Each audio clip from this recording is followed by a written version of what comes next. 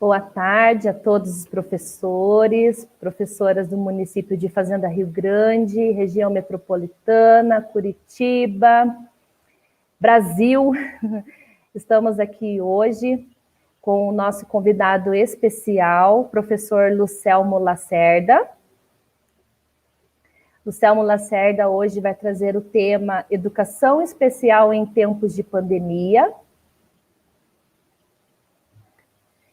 Lucelmo é pós-doutorado em Psicologia pela Universidade Federal de São Carlos, São Paulo, estudando a inclusão escolar da pessoa com transtorno do espectro do autismo, doutor em Educação pela PUC de São Paulo, mestre em História pela PUC de São Paulo, historiador e especialista em Educação Especial Inclusiva e Políticas de Inclusão. Nossa, que currículo, hein, Lucelmo? Então, Lucelmo, estamos hoje aqui reunidos, né? Em especial, quero agradecer a todos os professores da Educação Especial que estão nos acompanhando, em especial os professores do SEMAI aqui do município, né? O SEMAI é o Centro Municipal de Atendimento Educacional Especializado. Lucelmo, sua palavra. Hoje também a nossa intérprete Jéssica Sabino vai estar fazendo aí interpretação em Libras. Muito obrigada, Jéssica. Muito obrigado também, Jéssica. Muito obrigado, Lília. Obrigado a todos da Prefeitura por ter me convidado para fazer esse bate-papo aqui. Quero só colocar aqui um outro aspecto do meu currículo, né? Sou professor de rede pública, professor há mais de uma década de sala de aula, e eu sei da diferença, do desafio que a gente tem de transformar aquelas coisas que a gente discute no âmbito acadêmico, que a gente aprende aí nos livros, para a sala de aula, que é outra coisa, outra realidade, outro processo, né? E me convidaram para falar desse tema. Aliás, eu sempre falo para professores, sem dúvida alguma, a conversa que eu mais gosto, porque quem está na realidade, dá para a gente falar de algumas coisas que não está escrito em lugar nenhum, né? E aí eu acho que fica uma conversa bem intimista, bem legal. Bom, eu vou falar sobre educação especial no contexto da pandemia.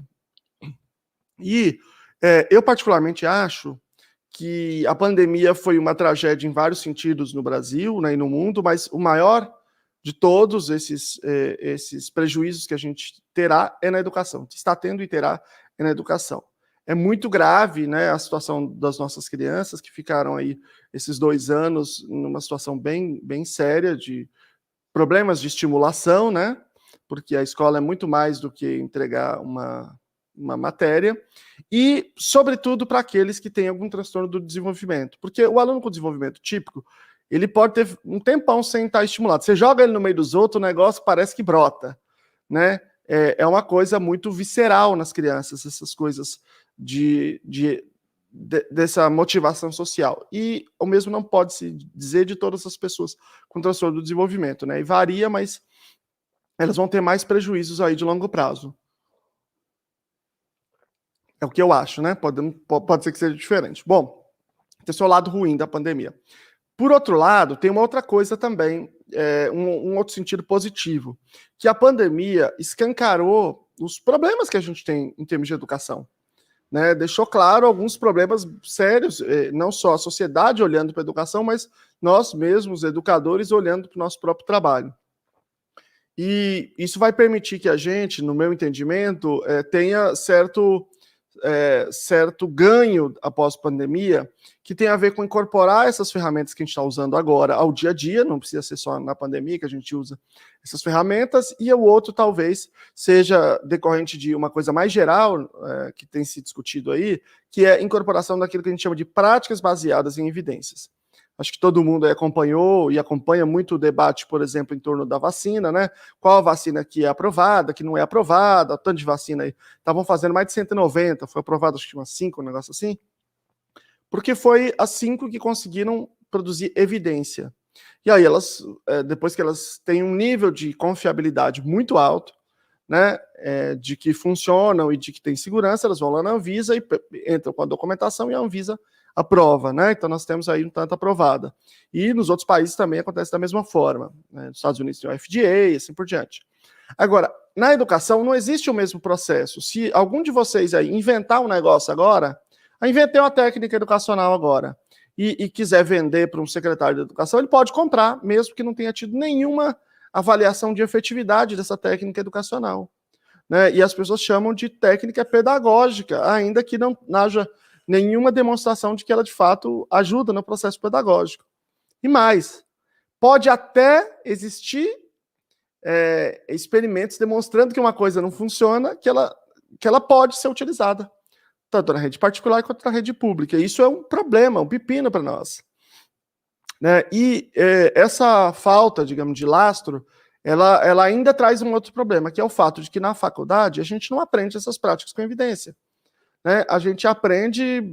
a faculdade é basicamente um discurso de como que é boa a educação, como que a educação é uma coisa boa, de como que é positivo, e a gente faz apreciações, digamos, de natureza filosófica, sociológica, que são muito importantes.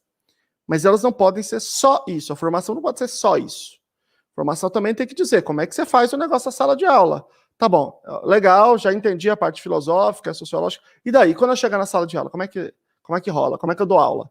Como é que eu faço para as pessoas aprenderem? Como é que eu faço para as coisas acontecerem? Não tem isso na nossa formação, né? De fato.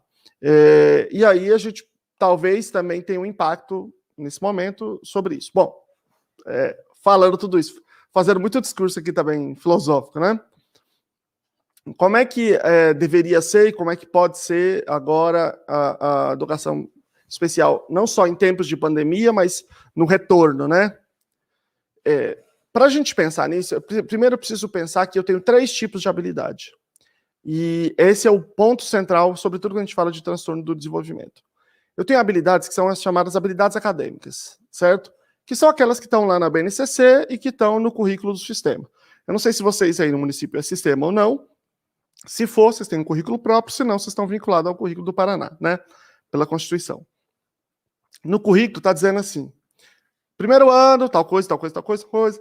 Segundo ano, tal coisa, tal coisa, tal coisa. Terceiro ano, tal coisa, tal coisa. Então, essas são as habilidades que vocês precisam ensinar para os seus alunos, e ao fim daquele ano ele tem que aprender aquelas habilidades, certo? Bom, ok. O problema é que aquelas habilidades, elas não são as únicas. Você tem pré-requisitos para aquelas habilidades. E a gente não discute isso, né? Porque, vamos imaginar assim, primeiro ano, tá? Vamos fazer um exemplo aqui que é bem óbvio, todo mundo sabe. Primeiro ano, 6 anos de idade, é para aprender alfabetização, ok? Ok. Bom, acontece que para eu aprender, para ser alfabetizado, para o professor fazer o seu trabalho e aquilo funcionar, eu preciso de algumas coisas. Eu preciso que o menino sente, espere, faça contato visual, atenda a instrução. Eu preciso que ele fique em relativo silêncio. Eu preciso que ele entenda quando eu falar com ele. Eu preciso que ele faça, rastreie objetos com o olhar, ele faça escaneamento visual, olhe para as várias coisas. Eu preciso que quando eu digo, olha na página 2, ele olha no começo ou no fim da página. Olha a abelha, ele olha a abelha. Eu preciso disso. Só que isso não está na BNCC. Isso não está em lugar nenhum. Isso não está no currículo do sistema. Não conheço o sistema de vocês e sei que não está. Porque não precisa estar. Porque isso você não precisa planejar o ensino quando você fala de uma criança com desenvolvimento típico. Não precisa ensinar para ela a entender a linguagem. Ela está em casa, a mãe fala com ela, o pai fala com ela, sei quem mais fala com ela, daqui a pouco ela está entendendo a linguagem. Não precisa ter aula de entendimento de linguagem. Nem precisa ter aula de falar, porque o pai fala com ela, e a mãe fala com ela, daqui a pouco ela começa a balbuciar, daqui a pouco ela começa a falar, as pessoas acham bom, e ela vai falando mais e mais e mais, daqui a pouco ela está falando. É assim que é o desenvolvimento usual, típico, né? Só que isso não vale para uma boa parte da população com desenvolvimento atípico. Por exemplo, quando a gente fala de pessoas com desenvolvimento típico, com 2 anos ela fala 200 palavras. Pode colocar de novo essa fala aqui? Aqui, ó. O maior problema são as grades horárias jurássicas que não evoluem e não incluem discussões de inclusão fora do componente de educação especial inclusiva. São apenas 80 horas em 4 anos. Vanderlei, eu acho que isso é um problema, mas eu vou dizer para você que eu acho que isso não é o maior problema, e eu vou explicar por quê. Porque nessas 80 horas, o problema não é ser 80 horas. Porque nessas 80 horas falam o quê? Eu vou te falar o que falam. 5 coisas, tá? O que é deficiência? Descreve o que é deficiência e fala: na época lá da Grécia Antiga, jogava as crianças na pirambeira, era muito ruim. Depois da Idade Média, tratava as crianças lá com caridade. Depois era a segregação. E depois veio Salamanca, que são todos iguais, tem que respeitar a diferença, e agora vive a inclusão. E fica 80 horas falando isso. E se fosse 500 horas, era 500 horas fazendo isso. Aqui, uma parte de vocês seguramente já fez pós-graduação em educação especial. Se fez pós-graduação, é 2 anos falando a mesma coisa. Que na época da Grécia jogava as crianças da pirambeira, que depois era caridade, que depois era segregação, e depois veio Salamanca, ficou tudo bem, são todos iguais, e tem que respeitar a diferença. E se fizer um curso de 5 anos, é 5 anos falando isso. Deve ter gente aqui que fez mais de uma pós-graduação e que ouviu isso toda a vida. Me falem aí se eu estou errado, se eu estou enganado. Posso estar enganado. Eu, pelo menos, nunca vi uma que fosse diferente. Eu faço um desafio para vocês. Posso me ferrar nesse desafio, mas eu faço um desafio. Acha para mim um livro que na capa esteja escrito Educação Especial ou Educação Inclusiva e que dentro tenha uma prática. Eu não estou falando 2, estou falando uma. Só uma. Uma prática. Só uma. Eu nunca vi, pode ser que tenha, mas eu nunca vi. Eu tenho aqui uns 500 livros de educação especial, nenhum deles tem nenhuma prática. Se quer todos dizerem a mesma coisa. Na Grécia jogava as crianças da pirambeira, depois era caridade, depois era segregação, e agora são todos bem, está tudo certo, e tem que se respeitar a diferença, são todos iguais. É uma coisa impressionante. Impressionante. Por quê? Bom, as pessoas aqui estão todas concordando. Pode ser que tenha algum lugar que seja diferente, mas eu nunca vi.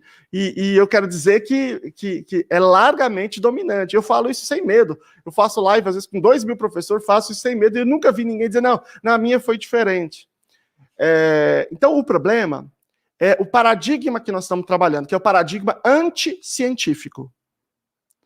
É um paradigma de que a ciência é uma coisa do mal, uma coisa errada, a gente não tem que usar a ciência. Que é o paradigma dominante nas faculdades de educação no Brasil. Na academia, né? E aí, veja, se a gente aumenta a carga horária, aumenta só a carga horária de falar discurso de autoajuda. Essa pervasão do discurso de autoajuda no cenário da educação é um negócio gravíssimo. Gravíssimo. Eu estou há mais de uma década na rede pública e há 10 anos, todo santo ano, a mesma formação, falando que são todos iguais, e tem que respeitar a diferença. Mas é uma coisa assim, todo santo ano, isso. Eu estou há 10 anos fazendo isso, todos os anos, sem exceção. E aí vira um negócio horrível, né? Porque não funciona. A inclusão não está funcionando. Não estou dizendo daí que eu não conheço aí. Estou falando de modo geral no Brasil, né? Aí a coisa não funciona, e aí esse discurso, ele dá a entender, porque esse discurso parte do seguinte pressuposto, que é o discurso majoritário do Brasil, que é o seguinte, para eu ter uma inclusão, eu só tenho que ter o coração bom, eu tenho que ter a boa vontade. Se eu tiver boa vontade, se eu respeitar a diferença, logo todo mundo aprende, né? Que é, por exemplo, o que circula na USP, na Unicamp, não é uma coisa de faculdade pequena, não é isso. É de grandes centros de pesquisa. Isso não é pesquisa, né? Isso é autoajuda, isso são documentos de opinião, né? Mas eles são publicados como se fossem pesquisa, né? Essa é a definição de pseudociência. É uma coisa que diz que é ciência, mas não usa o método científico, que mente para as pessoas. E é isso, em geral, que a gente tem, infelizmente, né? Bom, aí...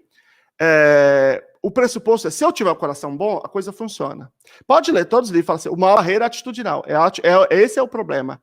Então, se o seu aluno não está aprendendo, a culpa é sua. Você não é uma pessoa inclusiva, você é uma pessoa que não gosta das crianças, todos os professores são do mal, eles não gostam, né? Eles acham ruim as crianças, eles são inimigos das crianças. Esse é a extensão lógica dessa afirmação, de que se eu tiver o coração bom, eles aprendem. Se eles não estão aprendendo, logo o coração é que está ruim. Nós somos pessoas preconceituosas, etc. e tal. Eu posso até depois tentar mostrar aqui para vocês uma notícia que saiu no G1 recentemente de uma tese de doutorado, né, que chegou a essa conclusão. Uma tese que se eu tivesse feito o primeiro ano da faculdade, eu morreria de vergonha, né, dizendo que é o preconceito dos professores que causa não aprendizagem. Bom, é o contrário, mas... ainda nesse cenário. O que a gente precisaria aprender? A gente precisaria aprender práticas com evidência. Como é que eu faço o PEI? Eu quero saber como é que eu faço o PEI. Eu quero saber como é que eu elaboro um plano de ensino. É isso que eu quero. A formação eu quero disso. Eu quero saber como é que o menino, quando o menino começa com agressividade, como é que eu faço um procedimento emergencial de intervenção física para eliminar essa agressividade e tirá-lo de risco. Eu quero saber como é que eu elaboro um procedimento com evidência para eliminar um comportamento agressivo. É isso que eu quero saber. Né? É isso que as faculdades deveriam estar cumprindo, que as pós-graduações deveriam estar cumprindo, que os livros deveriam estar apresentando para nós, e isso não está fazendo isso, né? Essa linha, assim, Augusto Cury, só que com uma cara meio acadêmica, citando pessoas, é que tomou conta de tudo, né? Bom, dito tudo isso, então a gente primeiro precisa reconhecer que a gente tem 3 tipos de habilidades. Depois eu volto aqui a essa pergunta aqui. Se eu vou ensiná-lo a ler e escrever lá no primeiro ano, então eu tenho que saber o seguinte: primeiro, ela tem que ter um conjunto de habilidades de aprendiz, ou seja, ela tem que entrar na minha sala, sentar, esperar, ficar em relativo silêncio, atender a instruções, fazer atividades do começo ao fim, ou seja, se comportar como um aluno. Ele precisa emitir esses comportamentos, que normalmente eu não preciso ensinar, não está na BNCC, mas para um conjunto de alunos com autismo, por exemplo, eu preciso. Você sabe, por exemplo, que quase toda escola tem um menino com autismo que roda a escola de todinho, fica correndo a escola todinha, né? Por quê? Porque a gente não aprendeu em lugar nenhum como é que ensina o menino a sentar. Alguém aqui que fez uma pós-graduação em educação especial, eu estou dizendo pós-graduação em educação especial, me diga se teve uma aula assim, como ensinar o menino a sentar. Só uma, não 2, só uma. Como ensinar o menino a sentar? Não teve. Digam aí, posso estar errado, pode ser que tenha algum aí que teve, mas eu nunca vi, né? Então, quer dizer, isso era o óbvio do óbvio do óbvio do óbvio da primeira aula. Então, se você não tem nem isso, você está falando de quê, então? Né? Então, a gente não sabe, simplesmente não aprende nada. Bom, aí nunca, não. Então, eu preciso ensiná-lo essas habilidades, sentar, esperar, fazer contato visual, etc. e tal. São habilidades de aprendiz. Tem um outro conjunto de habilidades que a gente chama de habilidades desenvolvimentais. As habilidades de aprendiz, o indivíduo aprende na escola, sem precisar de planejamento específico. Né? Vou dar um exemplo. Quando a gente começa com a criança no ensino infantil, em geral, quando termina o intervalo, os professores vão para o pátio e as crianças fazem fila atrás do professor e o professor vai para a sala. E isso vai saindo. Quando chega lá no fim das séries iniciais do ensino fundamental, os professores já não vão, os alunos já vão para a sala sozinhos. Ou seja, a gente ensinou os alunos a, batendo o sinal, irem para a sala. Mas não está na BNCC, não está escrito em lugar nenhum. Não está escrito no currículo. Ensinar os meninos a ir para a sala quando toca o sinal. Não está escrito, porque isso é o chamado currículo oculto, né? É o currículo que a escola ensina, mas sem planejamento específico. São as habilidades de aprendiz. As habilidades desenvolvimentais são aquelas que ele aprende em casa. E não precisa, em geral, a gente não precisa ensinar. Por exemplo, quando alguém fala comigo, eu entender o que é dito. Né? Você falou comigo, eu entendi. Eu falar também, eu me comunicar também, né? Eu fazer rastreio visual, isso aqui, ó. Quando a minha mãe vai passando lá no berço, para lá e para cá, eu vou fazendo isso. E quando eu faço isso, essa habilidade de rastreio visual, ela é fundamental para eu, por exemplo, ler. Se eu não tiver essa habilidade, eu posso ter o QI do Einstein, que eu nunca vou aprender a ler. Mas uma grande parte das crianças com autismo não tem essa habilidade. Aí a gente pode ensinar. Então, imitação, atenção compartilhada, o professor fala assim, gente, olha para a lousa. E a criança olha a página 12, ela olha, não simplesmente porque ela está seguindo instrução, mas porque ela está compartilhando a atenção com uma outra pessoa. Essa característica, esse prejuízo na atenção compartilhada, é o maior preditor de autismo. É mais do que falha no contato visual do que qualquer outro. Do que atrasa a linguagem, de qualquer outro, é o prejuízo na atenção compartilhada. E se ele não tiver atenção compartilhada, ele não vai conseguir fazer mais nada. Bom, então eu preciso primeiro levantar e saber quais são os pré-requisitos para a habilidade que eu estou ensinando.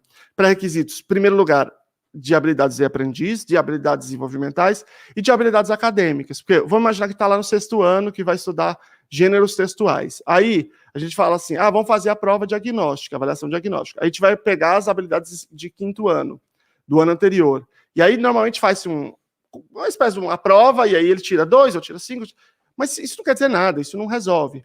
A gente precisaria fazer assim, se ele está no 5º ano mesmo, em termos de habilidades, eu pego as habilidades do 5º ano, que estão lá no sistema, e eu vou criar, por exemplo, 3 tarefas para cada habilidade. E aí a avaliação não é, no final, é 1, 2, 3, não é isso. A avaliação é, nós teríamos que ter desenvolvido 10 habilidades, por exemplo, no 5º ano.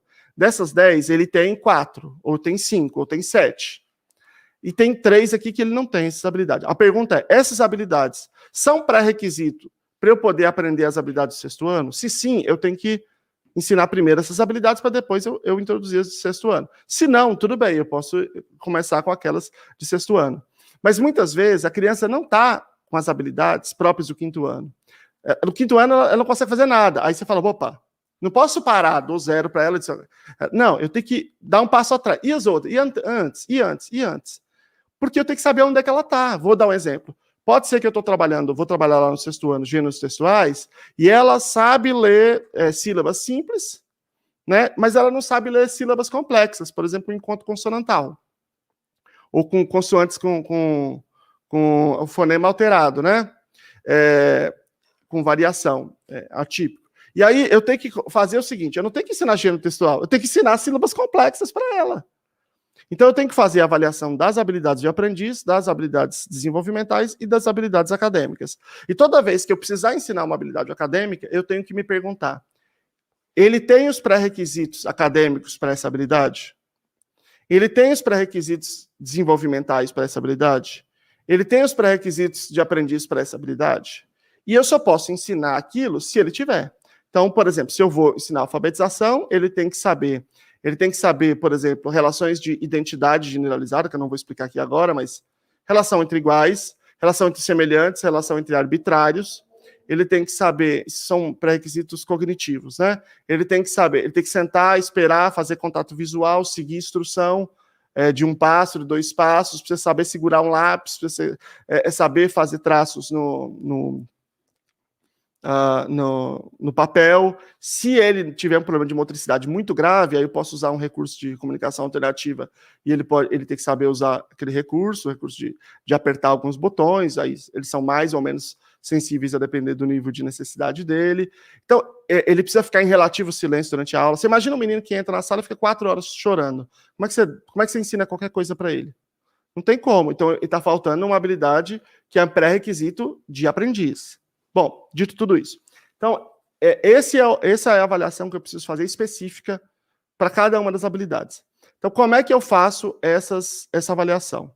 Primeiro, eu preciso descrever, preciso ter um planejamento, porque o que acontece é o seguinte, a educação, nos últimos anos, a gente tem todo dia que fazer um documento a mais, é uma pilha de burocracia, toda hora um documento a mais. Mas esse documento não serve para nada, a maioria deles. Isso é coisa que as academias ficam inventando, na verdade, como se isso resolvesse alguma coisa.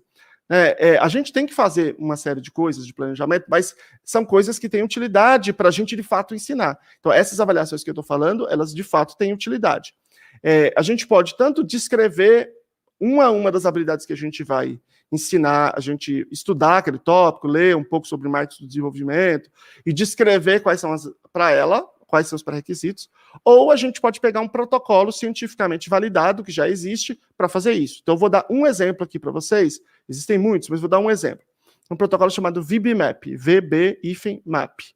Ele está em português, validado, adaptado para o Brasil, é gratuito, não precisa pagar nada, professores podem utilizar, não precisa ser psicólogo, todos podem utilizar, e ela vai, se você pegar o VB-MAP, estudar, e começar a aplicar. Digamos, chegou o seu aluno, então eu vou aplicar um VB-MAP nele. O que ele vai dizer para você? Ele vai dizer, primeiro, essa criança seria mais bem atendida numa sala comum ou uma sala especial, ou uma escola de educação especial, não sei se vocês têm ou se não tem aí, mas de toda sorte ela vai te dar essa informação. O que você faz com ela é outra questão. Depende da estrutura que vocês têm. Ele vai dizer, que é o que normalmente é utilizado nos Estados Unidos para tomar essa decisão. Porque o único lugar do mundo que acabou com sala especial foi o Brasil. Isso aqui não foi em nível nacional, né? Segundo, ele te diz quais as habilidades que ele tem e que ele não tem, as habilidades desenvolvimentais, as habilidades de aprendiz e os pré-requisitos para alfabetização, para esses processos mais básicos, porque são habilidades de desenvolvimentais também, né, esses pré-requisitos cognitivos, né, que eu falei. Se ele tem essas habilidades ou não. E desse documento deriva o PEI, o Plano de Ensino Individualizado. Vocês podem aprender o VibMap estudando, faz grupo de estudo entre vocês, não precisa pagar nada para ninguém, pode tirar xerox e utilizar. E o que acontece hoje... e tem outra coisa, ela também ajuda a decidir se precisa ou não precisa da acompanhante, que esse é um outro problema. Porque a Lei 12.764 de 2012 diz que tem direito a acompanhante. Mas não diz quem é, nem como é que comprova a necessidade, só quando comprovada a necessidade. Aí, muitas vezes, às vezes a criança precisa, às vezes não. E aí, muitas vezes, o professor de educação especial dá um parecer e aí nega, por exemplo. Né? Ele não precisa, nega. E aí a mãe fala assim, não vai economizar em cima do meu filho de jeito nenhum. Eu vou no médico, vai no médico e fala, doutor, põe aí que ele precisa. O médico que nunca nem viu a criança na escola, que não entende nada da educação, vai lá e põe. Aí a mãe vai para a justiça e normalmente ela ganha. Por quê? Porque o médico está gozando da moral, digamos assim, da imagem da medicina, porque a medicina virou medicina baseada em evidências, baseada em ciência, na década de 70, 80. Então, a medicina deu um salto extraordinário, então eles são muito bem vistos. Vocês devem se lembrar de quando nós lemos, né, Memória de um Sargento de Milícias, lá no ensino médio, em que o médico era um barbeiro, o cara tinha que fazer barba, senão ele não sobrevivia, porque era uma profissão totalmente de má reputação, enquanto os professores tinham boa reputação. Hoje é o contrário. Por quê? Porque a medicina foi para o lado da ciência e a educação não. Então, normalmente, quando chega no juiz, o juiz dá a favor do médico. E aí, às vezes, tudo bem, porque a criança precisava de fato, mas às vezes, normalmente, a criança não precisava, e aí a criança vai ter um prejuízo, porque ela vai virar dependente a partir de agora, porque ela vai ter acompanhante sendo que ela não precisa. Então, em primeiro lugar, o VibMap vai te dizer se ela precisa ou não. Quem é que precisa do acompanhante? Quem tem prejuízos de habilidades desenvolvimentais e de aprendiz. Quem é que não precisa de acompanhante? Aquele que só tem prejuízos acadêmicos. Né? O prejuízo acadêmico se resolve fazendo adaptação e não colocando o acompanhante. Agora, se a gente utilizar, se a nossa avaliação, ao invés de ser eu acho que não precisa não, e ele tem muita autonomia, ele está muito bom, se em vez disso, nesses pareceres, né, da educação, tiver descrito claramente por que está negando, trazendo ali uma avaliação completa, mostrando ali que aquela avaliação é baseada num protocolo com a melhor evidência científica disponível no mundo, que é utilizado internacionalmente, com toda a demonstração da habilidade que o menino tem e que não tem, e que se tiver acompanhante ele vai se tornar dependente. Se tiver isso no corpo da avaliação, eu duvido que o juiz vai definir em favor do médico. O juiz vai começar a definir em favor da educação. Né? Então, essa é uma informação que esse protocolo, por exemplo, nos dá, né? Para a gente poder tomar decisão. Bom, dito tudo isso, rapidamente, falando agora do planejamento em tempos de pandemia. Vamos lá.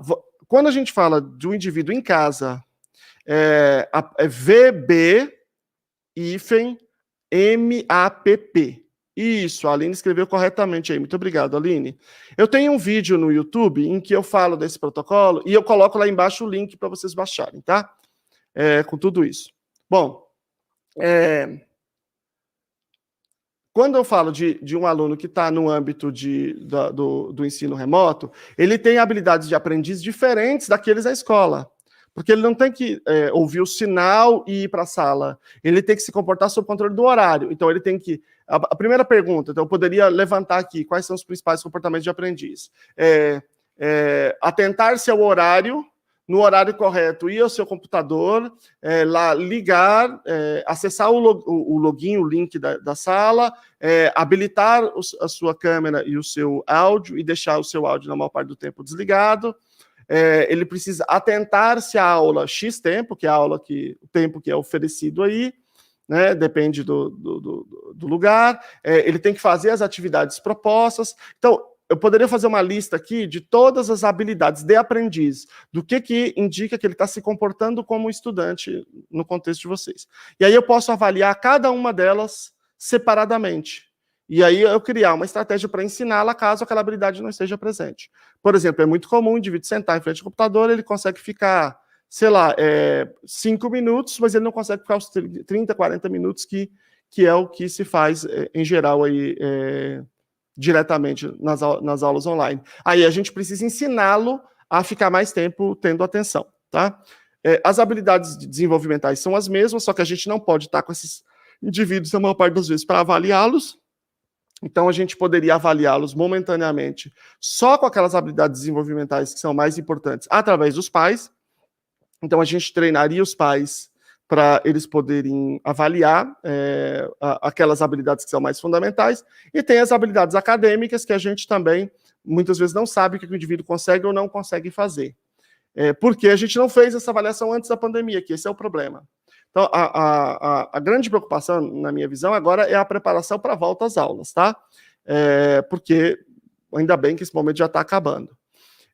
A Marilene falou: o que você me diz do VISC? O VISC tem outro propósito, o VISC é um teste psicológico, tem outro propósito, ele tem o propósito de avaliar a inteligência, ele não pode ser feito por educadores, ele obrigatoriamente tem que ser feito por psicólogos, é um teste, como a gente diz, privativo da profissão, e ele vai dizer qual é a inteligência desse indivíduo, mas dizer um nível de inteligência não resolve o nosso problema. Aqui, o nosso problema é dizer o que ele sabe fazer e o que ele não sabe fazer. Em que contexto? Porque aí a gente usa isso para a gente avançar ou não em certos comportamentos.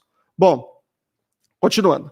Eu vou imaginar aqui um caso hipotético para eu elaborar um processo de ensino, tá? Eu tenho uma criança com autismo, um adolescente com autismo, que tem aula comigo e essa aula online. Então, eu tenho que me perguntar o que ela está conseguindo aproveitar ou não está conseguindo, e fazer isso de maneira estruturada, por meio de uma avaliação, que pode ou não usar esses protocolos. E aí eu tenho que me perguntar o seguinte: primeiro, vamos imaginar que eu preciso fazer uma adaptação que ele não consegue ficar todo o tempo prestando atenção.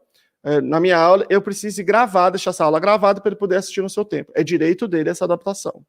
Talvez eu precise fazer uma alteração no meu linguajar para que todos entendam e também ele entenda. Então, é direito dele que eu faça essa adaptação no meu linguajar. Talvez, no entanto, o linguajar que seja específico para ele, que seja adequado para ele, já seja inadequado para os demais, porque fica muito simplificado, muito simplista, porque ele tem um atraso maior. Então, eu preciso que ele tenha uma outra aula adaptada para ele, feita especificamente para ele. Né? Ele precisa ter o conjunto de materiais, de instrucionais adaptados para ele. Eu posso fazer uma adaptação que a gente chama de instrucional, que é esse tipo, né? Ou seja, eu estou ensinando a mesma coisa que para a turma, só que de uma maneira adaptada para ele. Ou seja, eu estou falando bem simplesinho, não estou entrando muito em detalhe, talvez seja um caso de alguém, por exemplo, que tem uma deficiência intelectual.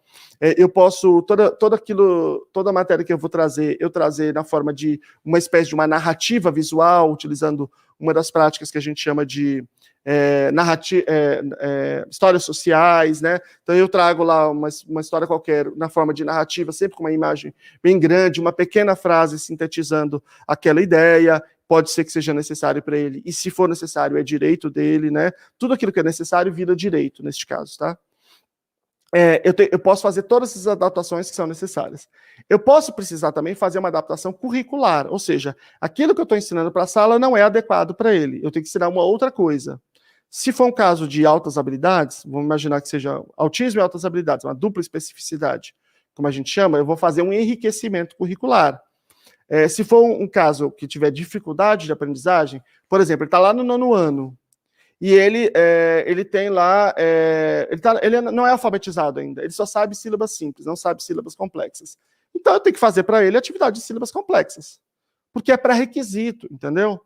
Eu participo de um grupo de trabalho do Conselho Nacional de Educação que discute, né, tá elaborando as novas diretrizes nacionais de educação especial. E aí a gente estava discutindo isso e eu falei, olha, tem que colocar aí que a gente tem que analisar os pré-requisitos das habilidades que a gente vai ensinar. Quando a gente planeja, né, faz o plano de ensino. Uma pessoa levantou e falou, negativo. Não, de jeito nenhum, não pode ter pré-requisito. Porque é o seguinte, não existe pré-requisito. A aprendizagem, ela é o imponderável. O aluno, ele pode aprender, o Vygotsky já falou, ele pode aprender o que ele quiser na hora que ele quiser. E aí, eu não entrei nessa discussão, que era uma pessoa até querida, né, mas a minha questão é a seguinte, eu não tô nem aí que Vygotsky falou. E eu não tô nem aí que ninguém falou, não me interessa. Eu não quero saber quem falou, se alguém é importante ou se é desimportante. Eu quero saber o seguinte, onde é que está a evidência de que tem criança que é analfabeta, você não fez Babebi Babu, ela aprende direto o Machado de Assis, o Guimarães Rosa. Onde é que está? Onde é que está a criança que não sabe mais e menos, já manda bala na forma de Bhaskara? Onde é que está? Onde é que fizeram isso aí que funcionou? É isso que eu quero saber. Eu quero saber qual é a evidência, eu quero saber onde é que isso foi demonstrado. Ah, mas Vygotsky falou. Não me interessa. Se você é da fé de Vygotsky, você abre uma igreja vigotskiana, joga um milho no chão, ajoelha e reza, e põe uma vela. E eu não estou dizendo que o Vygotsky é bom, que ele é ruim. Não é isso que eu estou querendo dizer. E eu falaria isso de qualquer autor. Por quê? Porque educação não é igreja, não é religião. As pessoas desses grandes autores, eles erraram e acertaram. Aquilo que eles acertaram, ótimo. Aquilo que eles erraram, paciência. E como é que eu digo que ele acertou ou que ele não acertou? Se aquilo, de fato, foi produzido em evidência depois. Travou, Oi. Ai, caramba, travou um pouquinho ali a live. Acho que travou um pouquinho, acho que por conta da internet. Tá, que horas que travou? O pessoal fala aí se travou para eles. Eu acho que não travou, não. Acho que travou para você, talvez, Lília. Não sei. Deixa o pessoal falar aí. E se travou, me fala aqui, ó. Não travou, não, a Vanderlei falou lá. Não travou? Ok. Acho que é a sua aí. Bom, então, qualquer autor, eu quero saber a mesma coisa. Não me interessa o que ele falou. Ah, mas tá num livro. E daí, livro, você escreve qualquer besteira que você quiser e publica no livro. Eu quero saber quando é que chegaram, botaram um tanto de criança e testaram e aquilo funcionou. É isso que eu quero saber. Ou seja, eu quero saber qual é a evidência daquilo. No caso, quando a gente fala de autismo, existem 28 coisas que têm evidência, tá? Nos Estados Unidos, houve a pressão muito grande de familiares de pessoas com autismo e foi aprovada uma lei em 2001, uma lei chamada Nenhuma Criança Deixada para Trás, que ela obrigou ao Estado dinheiro público só pode usar lá em práticas com evidência. Práticas sem evidência é proibido, lá é corrupção. Então, é claro que eles precisam, então, financiar pesquisas que práticas que têm evidência, né? Eu vou colocar aqui na tela, só para vocês verem aqui. Pode colocar na tela um minutinho, só para o pessoal ver? Eles financiam, o governo dos Estados Unidos, então, financia 2 grandes instituições que fazem pesquisa e diz o que funciona e o que não funciona para autismo, tá? Essa aqui é a lista mais recente, de 2020, vai sair uma outra em 2021. Você pode... Esse aqui é oficial, tá? É a tradução oficial, tem no site em português. Foi 2 meninas do Sul que fizeram, 2 moças, a Roberta Dias e a Luísa Guimarães. E vai sair uma nova pesquisa esse ano também, entre julho e agosto. Estou bem feliz. Então, são essas 28 coisas aqui que funcionam. Então, presta atenção. Se eu tenho um objetivo, seja lá qual for, com uma pessoa com autismo, por exemplo, eu quero ensinar esse indivíduo a ficar atento mais tempo. Ele só consegue ter 8 minutos de atenção, eu quero que ele fique 30 minutos de atenção. Então eu vou olhar para cá e vou ler as pesquisas, claro, e vou me perguntar qual dessas práticas eu posso utilizar, que eu posso ensiná-lo a atentar-se mais. Por exemplo, aqui eu poderia fazer reforço diferencial, a prática 5 para isso. Eu poderia fazer... deixa eu ver aqui... Intervenção naturalística, 14 para isso, intervenção implementada por pais, a 15, a 16, mediada por pares, a 17, a 18, a 20, são essas que eu poderia utilizar para isso, para aumentar a atenção, tá?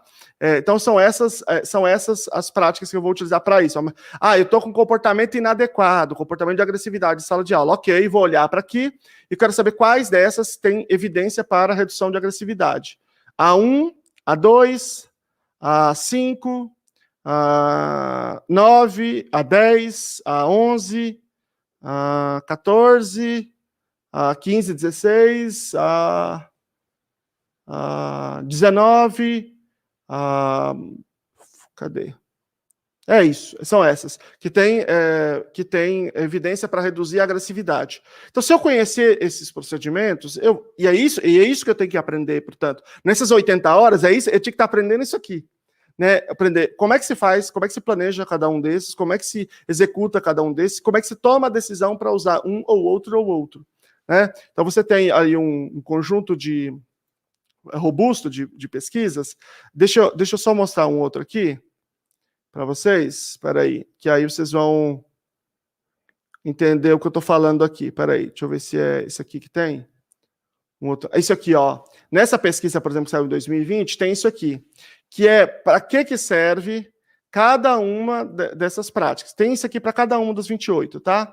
Por exemplo, essa aqui, que é intervenção baseada em antecedente, ela serve para ensinar comunicação de 0 a 22, habilidades sociais de 3 a 14 e de 19 a 22, brincadeira de 0 a 11, prontidão escolar de 3 a 14, comportamento acadêmico e pré-acadêmico de 3 a 11 e de 15 a 18, adaptativo, comportamento de autocuidado de 0 a 18, comportamento de agressividade, né, para reduzir de 0 a 22, e saúde mental de 6 a 18. Então, o que eu quero dizer é o seguinte, essas práticas existem, e elas são utilizadas no mundo. E isso não chega para nós, professores, porque no Brasil a nossa academia é profundamente anticientífica. Né? A nossa academia, na sua maioria, grande maioria dos nossos autores, é para fazer os terraplanistas ficarem com vergonha. Né? Se você, por exemplo, alguém aqui tiver interesse, fala assim, manda uma mensagem, assim, um e-mail assim para os professores de mestrado de educação, fala assim, professor, eu estou querendo fazer um mestrado e eu quero mensurar a aprendizagem dos alunos na educação inclusiva. Você vai levar um sabão, que você vai ser xingado até a sua terceira geração. Não pode mensurar nada. Eu não posso mensurar. Porque esse é o segredo da aprendizagem, da picaretagem, né? Eu não mensuro. Né? Na última PISA, sabe quantos brasileiros sabem ler, interpretar um texto? 0,2%. Eu não estou dizendo 2%. Sabe quando a gente fala assim, só tantos em cada 100? Não dá para falar isso, porque não dá 100, dá uma perna em cada 100. 2 é cada 1.000 pessoas. Então, aí você sabe o que a nossa academia fala? Que tem que acabar com as avaliações. Quem é da academia, quem já fez mestrado, sabe disso. Só fica falando que... Porque aí é fácil, né? Os meninos não estão aprendendo a ler, aí você faz assim, acaba com a avaliação, aí a gente finge que estão lendo. Aí está tudo resolvido. Isso é um absurdo, uma piada, assim, um escárnio, né? Bom, dito tudo isso, tanto na educação presencial quanto nessa à distância, nessa remota, a gente precisaria, portanto, de um planejamento que fosse específico, que se baseasse num PEI, num plano de ensino individualizado. Né? E aí esse plano ele tem que ter algumas coisas dentro dele, tá? Ele tem que ter a identificação do estudante, a avaliação, ela tem que ter objetivos de longo, médio e curto prazo, e essas avaliações, elas têm que ser, essas avaliações, esses objetivos, têm que ser mensuráveis, têm que ser operacionalizados, têm que ser viáveis, né? São as 3 características que ele tem que ter. O objetivo de longo, o que eu quero que ele faça no fim do ano? Médio, o que eu quero que ele faça no meio do ano, né, no fim do semestre? E de curto prazo, o que eu quero agora enfrentar? E para as habilidades de curto prazo, eu vou escrever os programas de ensino. Ou seja, como é que eu vou ensinar essas habilidades agora, essas de curto prazo? Eu preciso ensiná-las. Como que eu vou fazer isso? E eu preciso ter para isso uma folha de registro para registrar o que está acontecendo ou o que não está. Eu vou mostrar outra aqui, vou colocar um outro aqui para vocês. Vamos imaginar um caso de uma família, de uma criança que está no ensino infantil, pode colocar na tela aí, está no ensino infantil e ela não interage com ninguém, tá bom? Eu quero que lá no fim do ano ela interaja com pelo menos 2 colegas em 5 minutos dos 20 minutos de intervalo, tá bom? E ela precisa iniciar interações, começar a conversa, e ela precisa responder a conversas. Ela precisa manter interações. Então, para eu manter interações, são um conjunto de habilidades. Para eu começar a interação, são outras habilidades. Existem 8 formas de puxar a conversa. Dessas 8 formas, tem uma delas é eu fazendo pedidos. Entre os vários pedidos que eu posso fazer, um deles é o pedido por brincadeira. Então, veja como é específico. Eu tenho que ensinar 8 formas dele puxar a conversa. Nessas 8, eu vou ensinar um de cada vez. Então, eu vou falar só de pedidos. E de pedidos, eu posso fazer vários pedidos. Eu vou ensinar só um agora de pedir para participar da brincadeira. Imagine que nós estamos falando do ensino infantil, na etapa 2, né? Na etapa 1, ele tem 4 anos. E ele tem 1 hora de brincadeira compartilhada. Todo dia, eles ficam 1 hora brincando, tá? E ele gosta de 2 brinquedos. O que eu faço? Eu pego 2 brinquedos, eu guardo um, pego um outro e dou para um outro menino mais esperto. Aí, veja, uma prática com evidência, chama ensino mediado por pares. Falo para ele assim, olha, faz o seguinte, se o menino pedir para brincar com você, você deixa? Eu dou um sinal para você. Ele fala, tá bom, beleza. Aí eu chego para ele e falo assim, ó, Joãozinho, eu quero que você peça ali para brincar. Você vai falar assim, deixa, tá? Só isso que você vai falar. Deixa, só essa palavra. Tá bom? Tá bom. E aí, a gente vai começar esse processo aqui, olha lá. Ensino de mando vocal para brincadeira. Isso é um operante verbal que a gente chama de mando, tá? Como é que eu vou preparar o ambiente? Combinar com um amigo de classe para deixá-lo brincar se pedir. Ok? Já combinei com o amiguinho. Entregar o brinquedo preferido de Joãozinho para esse outro par. Eu pego o brinquedo de Joãozinho, que ele gosta mais, digamos que ele pula o pirata, e dou pro menino. E aí eu falo pro Joãozinho assim, o que você quer brincar? Daí o brinquedo preferido dele tá ali, é com aquilo ali que ele vai querer, né? Como é que é a implementação? Durante a brincadeira compartilhada, perguntar a Joãozinho do que ele quer brincar. O que você quer brincar, Joãozinho? Ele que decide. Caso ele sinalize o objetivo de brincar com seu brinquedo de preferência, diga a ele, então vamos pedir pro amiguinho. Vamos lá.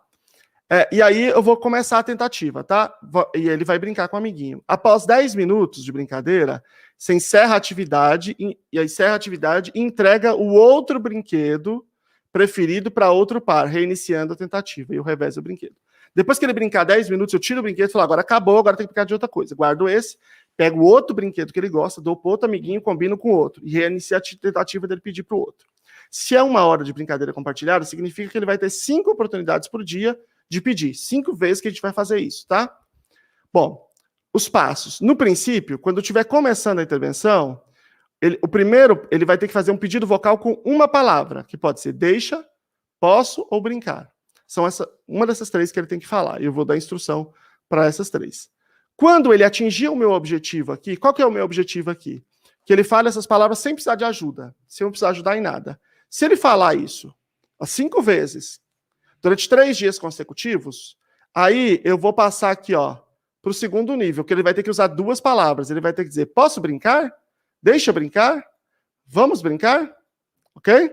Bom, aí o desempenho dele vai cair, porque ele só sabe falar uma palavra, não 2. Mas eu vou ajudá-lo, vou introduzir ajuda.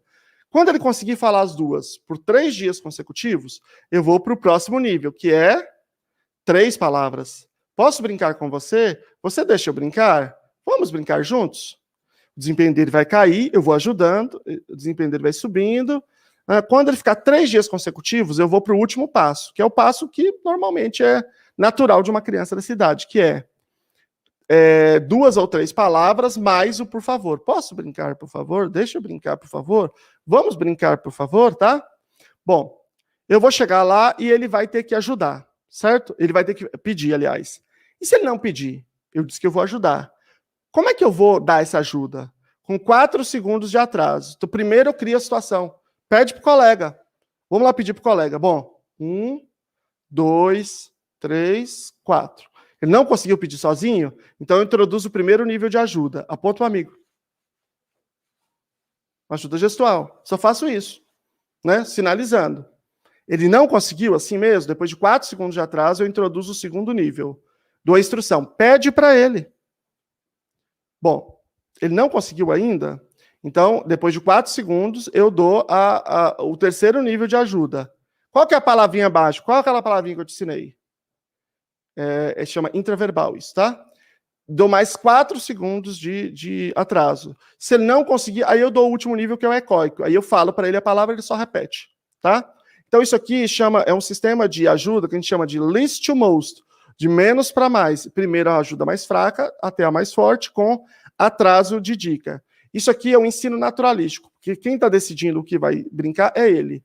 Então, se olhar lá na lista de práticas com evidência, isso aqui é ensino mediado por pares, ensino naturalístico, atraso de ajuda, ou seja, 3 práticas com evidência ao mesmo tempo, tá? Utilizadas aqui. Bom, e aí, deixa eu mostrar uma coisa aqui, peraí. Aqui. A primeira tentativa, digamos que seja aqui, tá? Primeira tentativa, ele conseguiu, são 5 vezes. Sim ou não, sozinho? Eu vou marcar com a caneta. Tá aqui bem desse jeito que é com caneta. Segunda tentativa, digamos que ele precisou de ajuda, então é não. A terceira tentativa, conseguiu sozinho. A quarta, precisou de ajuda. E a quinta, ele conseguiu sozinho, tá bom? Então, eu tenho um caderno, uma folha, com todas as coisas que eu estou ensinando para ele, todos os programas, com uma folha de registro como essa para todas, tá?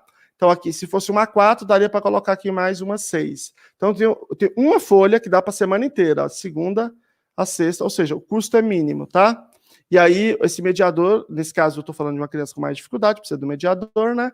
Vai anotar isso. Se for uma coisa com menos dificuldade, o professor regente pode fazer. Bom, depois eu pego isso e coloco assim, ó. Vou imaginar que eu estou ensinando aquela habilidade lá. É que aqui está meio fora, aqui, essa caneta aqui. Mas no primeiro dia ele conseguiu 3 vezes, no segundo 3, depois 4, depois 5, depois 6, aqui, ó. Aí ele foi aqui, ó, conseguiu 3 dias consecutivos. Eu faço um pontinho com a caneta, depois eu pego a caneta e faço um gráfico da habilidade. Vocês têm ideia do nível de confiança que a gente consegue com a família, quando, em vez de a gente dizer, olha, foi ótimo, hein? A gente disser, mãe, tô aqui o gráfico da habilidade das habilidades que nós trabalhamos essa semana. Olha, é muito diferente. Aqui, ó, de segunda a sexta, segunda a sexta, segunda a sexta, segunda a sexta. Portanto, eu consigo fazer um mês inteiro de gráfico aqui. Se eu pegar uma folha A4, eu consigo colocar todos os gráficos numa folha só. Portanto, eu estou falando de uma folha por semana para todos os programas, por registro, e mais uma por mês para gráfico. Estou falando de 5 xerox por mês. Olha aqui, vamos imaginar que eu estou ensinando contato visual. Linha de base é o teste que eu tenho antes de ensinar. Ele só olha 2 vezes de 5 vezes que ele é chamado. Depois eu começo a ensinar, ó, imediato. Eu falo, Joãozinho, ele tem que olhar para mim, imediatamente só. Aí olha aqui como está crescendo. Tá? Aí ele aprendeu 3 dias consecutivos olhando para mim. Então, toda vez que cai uma coisa no chão, eu falo, Joãozinho, quando ele olha para mim é que eu entrego. Ou que a professora manda entregar uma coisa para ele. Aí, quando ele atingiu esse critério de aprendizagem, que tem que estar no programa, eu estabeleço que agora eu só vou fazer isso quando ele olhar para mim, sustentado por 2 segundos. Então, eu chego e falo assim, Joãozinho, aí eu entrego para ele. Tem que olhar para mim 2 segundos. É claro que o desempenho dele cai, porque ele não sabe olhar 2 segundos ainda. Ele vai ter que aprender. E aí eu vou reforçando, até que o desempenho dele vai melhorando, até que ele aprende a olhar sustentado 2 segundos. Aí eu vou 3 segundos, 5 segundos. Olhar a distância quando está fazendo atividade.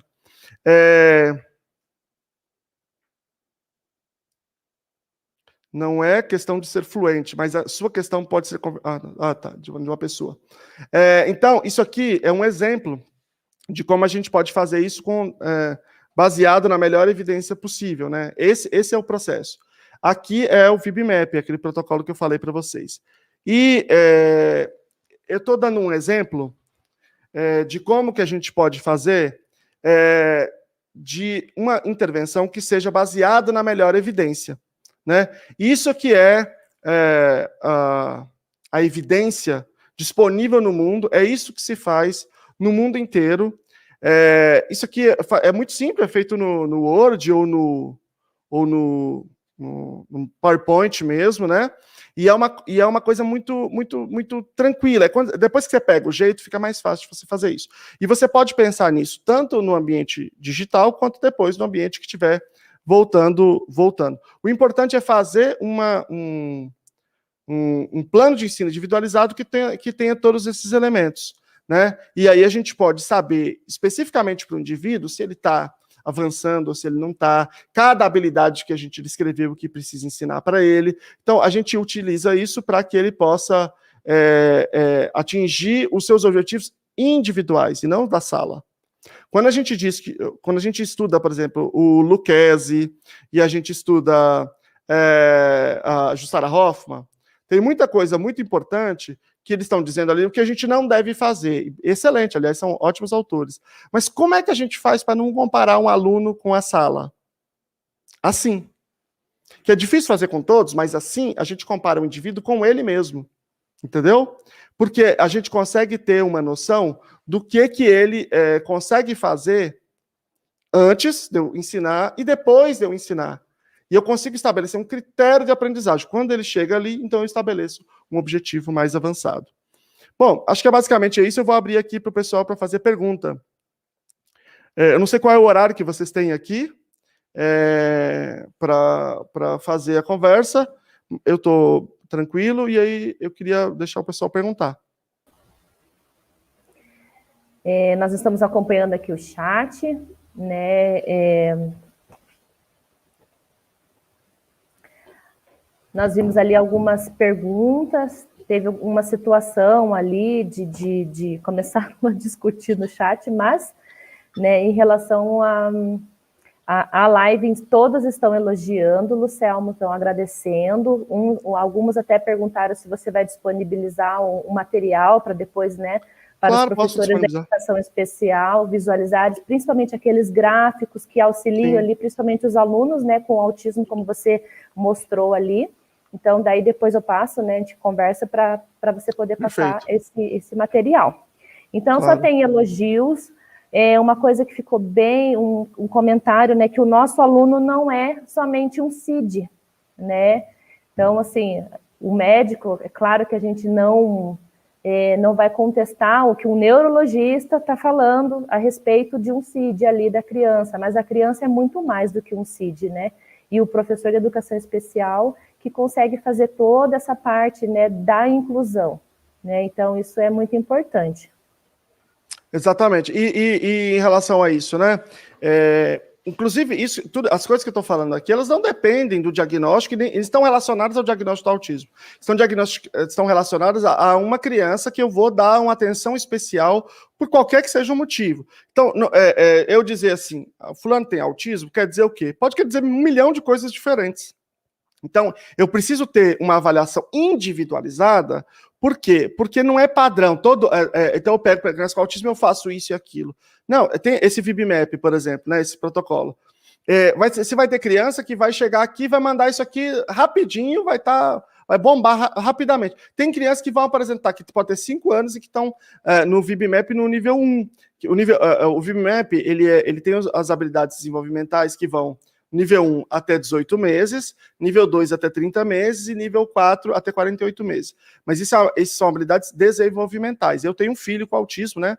Meu filho tem um autismo, um caso bastante severo, e ele está menos da metade do nível 1 do VibMap, né? Apesar dele ter 13 anos. Então, a questão não é de idade, a questão é a individualidade. Cada um vai ter um nível diferente de desenvolvimento.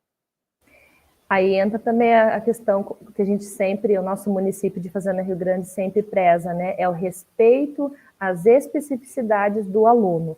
Cada aluno tem que ser tratado conforme a sua necessidade, né? Aí entra muito, nós vimos ali no chat, os professores de apoio educacional especializado, né? Que a lei lá do autismo 12.764, né? De 2012, que garante esse apoio em sala de aula para fazer esse processo de inclusão, né?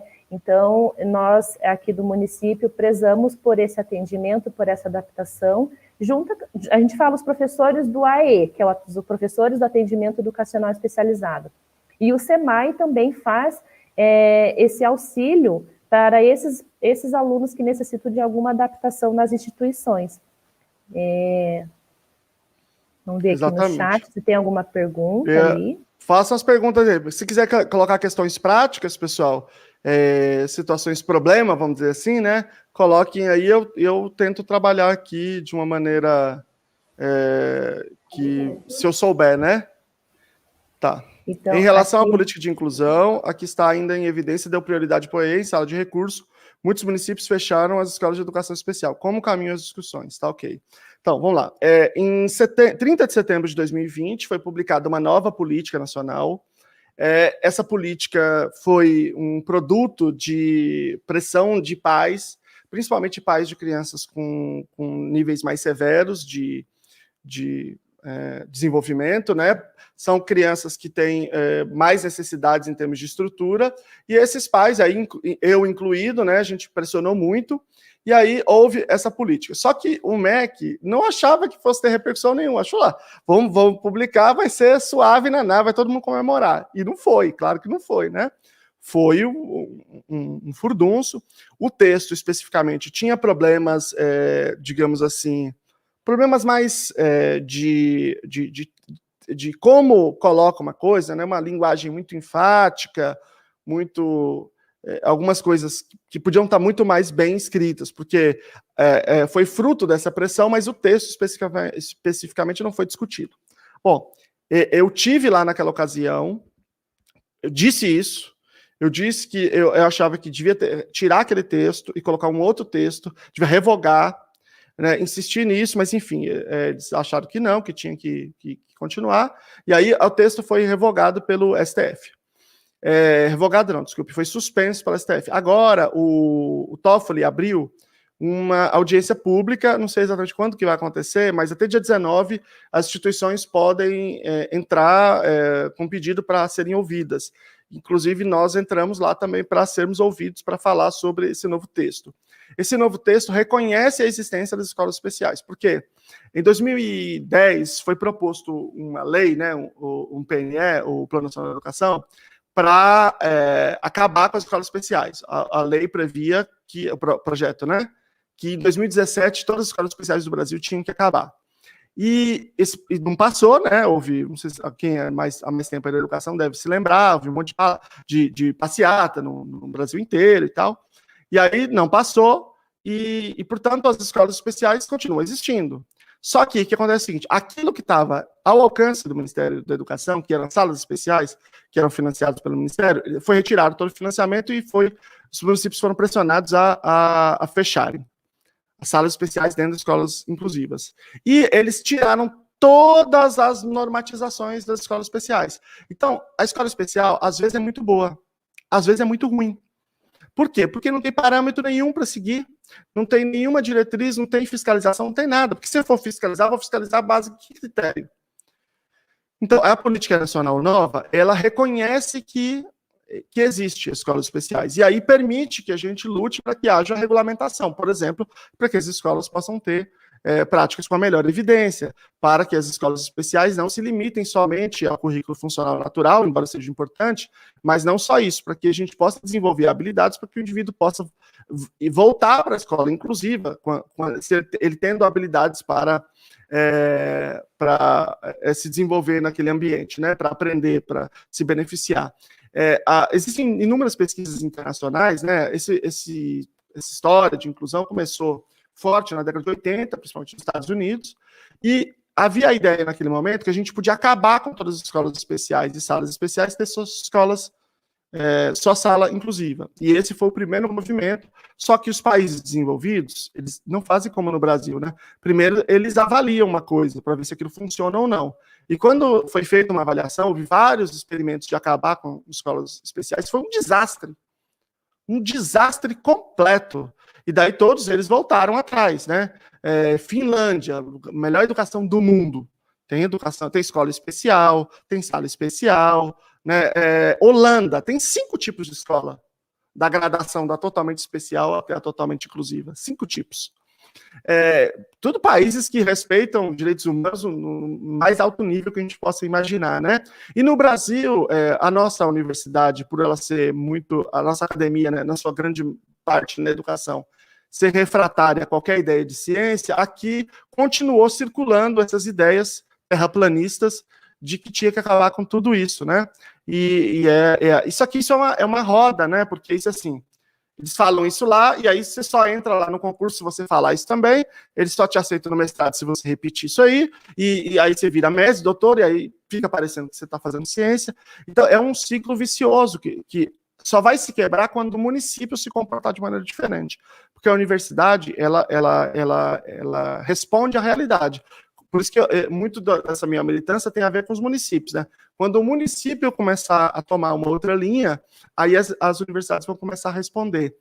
Aí no Paraná, particularmente, tem algumas universidades públicas com bastante possibilidades de formação nesse sentido, e que eu acho que podem ser uma saída para os municípios aderirem a práticas baseadas em evidências. Estamos discutindo muito com a Prefeitura de Curitiba para fazer um projeto lá. O PIER propôs lá um projeto para a educação baseada em evidências para a educação. Eu fiz um livro recente com o Dr. Paulo Liberalesso, de Curitiba, talvez alguns aqui vocês conheçam, né? Sobre as práticas com evidência para autismo. Se vocês quiserem depois lá no meu Instagram, na bio, no link lá, vocês podem baixar esse livro. É um livro em português, gratuito, e a gente explicou quais são essas práticas, né? Dei um exemplo de cada uma, eu procurei dar mais exemplos da área de educação. Então, eu acho que é um processo que a gente vem construindo, né? Não é fácil, mas eu acho que a gente tem dado sinais para romper com essa lógica. Eu não sei se o STF vai suspender ou não. O que me parece é que o governo federal largou mão, assim, não está se esforçando pelo projeto, porque não era a pauta deles, a pauta era dos pais, né? Mas também não sei dizer, né, se eles... Claro que para eles também seria bom, né, que as coisas andassem. Eu acho que é bastante provável que algumas coisas serão vetadas, mas o corpo, assim, o substancial deve acontecer, sim, uma mudança da política, porque, de fato, isso não funcionou, essa proposta que está em vigor hoje, né? A política nacional de 2008 é uma política, assim, que tem cada absurdo lá, por exemplo, diz que é o aluno que tem que se adaptar ao currículo. Está escrito na política isso, né? E todo outro tipo de barbaridade. E eu acho que isso vai, com a mobilização dos pais, das próprias pessoas também com deficiência, a gente tem a expectativa de que haja algum meio termo depois no processo de liberação da política no STF. Talvez eles vão revogar somente algumas partes, ou façam algum tipo de acordo para que haja um outro texto substitutivo.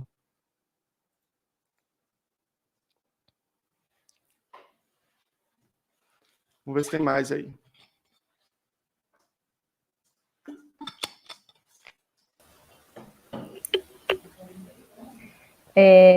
Sua fala foi muito maravilhosa, Lucelmo, né? Lucelmo Lacerda.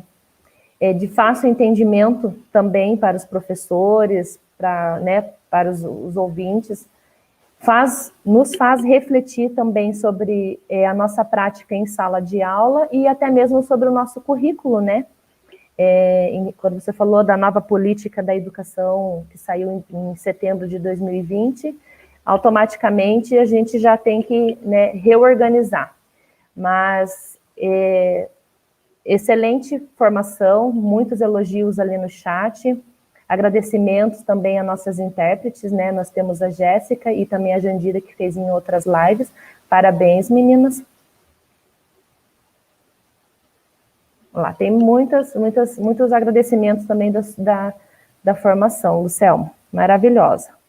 Eu que agradeço, pessoal. Eu sempre falo assim que essas discussões, né, o meu objetivo é sacudir a poeira, né, deixar as pessoas inquietas, né, para que a gente possa fazer algumas discussões que na nossa história como professor, muitas vezes a gente não encontrou. É uma inquietação, é uma coisa que os professores murmuram na sala dos professores. Por exemplo, eu sempre falo assim, né, quando os acadêmicos vão dar formação, não é todos, mas uma parte, né, eu falo, se eu botar um gravador na porta, vai ter duas frases que vão ser as mais ditas. Uma frase vai ser assim, isso aí é só teoria. Essa frase ela é uma das top, por quê?